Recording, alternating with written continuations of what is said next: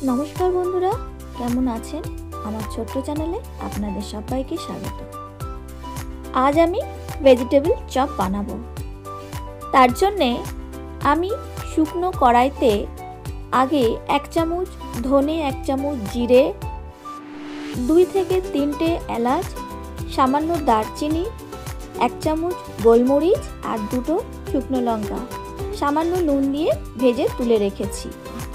এরপর কড়াইতে সরষের তেল গরম করে আমি 1 মুঠোর মতন কাঁচা বাদাম ভালো করে ভেজে নিয়েছি।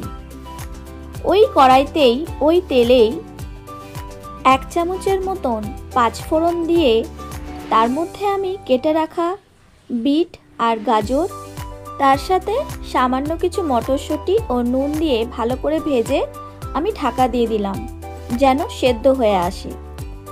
5 থেকে 10 মিনিট পর আবারও ভালো করে নাড়াচাড়া করে আগে থেকে সেদ্ধ করা আলু সেটাকে ভালো করে ম্যাশ করে নিয়েছি। এরপর সেই সেদ্ধ আলু আমি বিট আর গাজরের ভাজার মধ্যে দিয়ে ভালো করে মিশিয়ে নিয়েছি। এরপরে সেই ভাজা গুঁড়ো মশলাও দিয়ে ভালো করে নেড়ে চেড়ে পুরো জল শুকিয়ে নিয়েছি ও তার সাথে আগে থেকে ভেজে রাখা বাদাম আর কিছু ধনেপাতা কুচি করে দিয়ে আমি মিশ্রণটিকে ভালো করে কষিয়ে নিয়ে আমি ঠান্ডা করতে রেখে নিয়েছি। এরপর একটা বাটিতে সামান্য কিছু ময়দা নিয়ে তার মধ্যে জল মিশিয়ে একটা ব্যাটার তৈরি করে নিয়েছি। আর অন্য একটা বাটিতে আমি ব্রেড ক্রাম্ব আর শুকনো ময়দা নিয়ে নিয়েছি।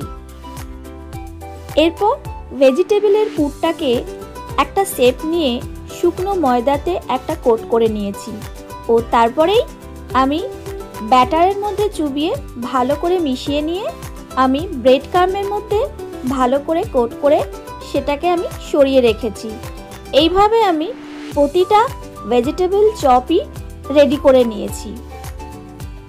ওইদিকে কড়াইতে সাদা তেল দিয়ে ভালো করে গরম করে নিয়েছি। তেলটাকে ভালো করে গরম করে আঁচটাকে মিডিয়ামে নিয়ে আসতে হবে, তা না হলে ওপরটা লাল থেকে যাবে আর ভেতরে ভালো মতন ভাজা হবে না।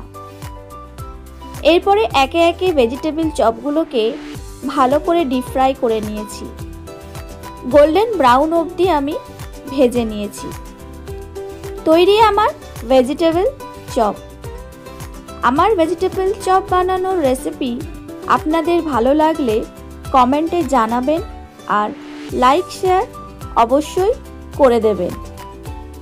তো এবারে আমি আসি, দেখা হচ্ছে পরের ভিডিওতে।